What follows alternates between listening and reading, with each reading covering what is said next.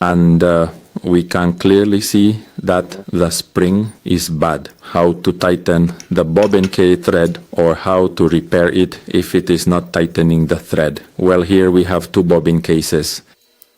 We have the good one and the bad one, and we are going to see the differences. At this moment we have the good one, and we are going to see the correct tension it should have in the bobbin case. We are going to drop the spool. Remember that I had already mentioned that this is the bobbin case and this is the bobbin or spool. Many people call the bobbin case the bobbin, so they often perhaps misinterpret the questions. So sometimes things might not be understood. So we are going to learn how to adjust the tensions. We will always insert the spool in the opposite direction of the clock hands, that is counterclockwise. We insert it like the thread and see that it turns to the left, right? Remember that the clock turns to the right, and we are going to insert the spool counterclockwise, that is to the left, for greater thread tension, because if we insert it the other way, the thread becomes looser and therefore can release much more thread and leave the stitching loose.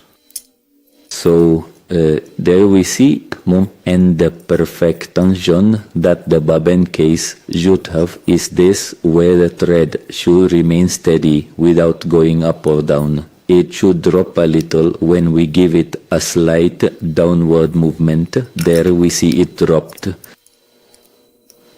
Let's go again and see that it should stay held in the bobbin case.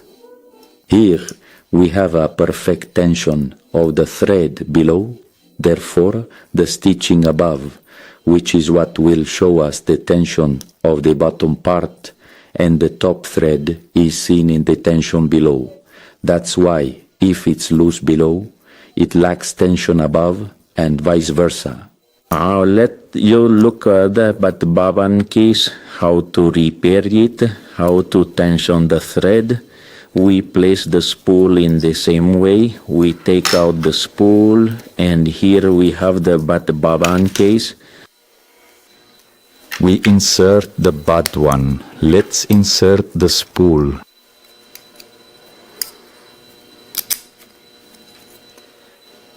We insert through the spring, and we will see the difference of why it is bad. We see that the thread does not hold, it comes out very smoothly, and we can clearly see that the spring is bad. We can see it goes completely loose, and this happens a lot since it is a very weak little plate, and it can bend, or it can also accumulate thread or lint in this part, and when we put it on we don't notice, and this causes it not to tension the thread. So we are going to take into account these two screws here. The smaller one on the right is the one that holds the tension spring to the bobbin case, and the one on the left, the larger one, is the one that adjusts the thread's exit tension.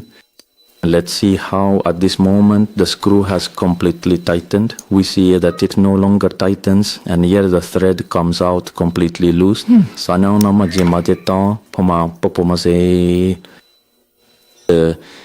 obvious that many people tend to use the type of hammer or pliers and start hitting this part to make it go down. No, this would be a serious mistake, because besides the fact that the little plate or spring, as it's technically called, won't be repaired that way more easily, we are going to cause another damage with a comutusa, which is breaking the little plate and making it bend more. And we would damage the bobbin. In this case, it is necessary to lower the spring and apply some pressure to this part which is bent. Bend it a little so that it has and mount it again. If it doesn't work, we lower it again and add a little more tension and mount it again until it works. So let's do it. Then we can loosen the tension one. We loosen it completely, set it aside carefully, as those screws tend to get lost very easily. No, and then we remove the little screw that holds the spring to the bobbin. Friends, here we already have the spring bobbin. We see that it has already come out. Now what we need to do is In this part, lift the screws, hold it, and the part that is bent, which doesn't tension, we need to make a kind of lever, a kind of downward tension, some force, which hurts a little bit.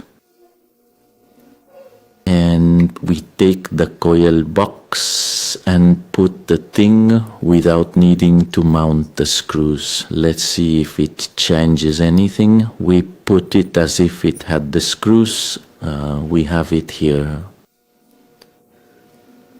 I insert it into this slot. Remember, it has a little pin which should go in this part, and this goes here.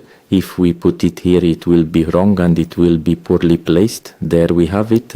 More or less we can see how it has already lowered a little.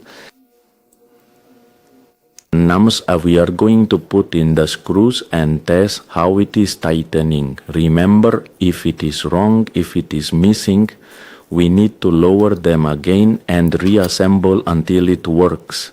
So let's put them in and see how it is tightening.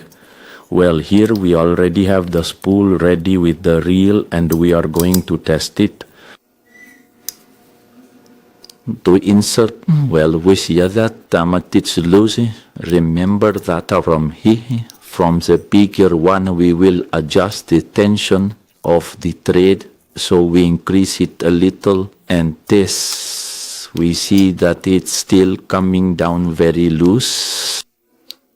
So we increase it a little more. The thread should now be completely tight, which would be the correct tension in the bobbin thread. We always insert a spool in the opposite direction to the clock hands, that is counterclockwise. We do not insert we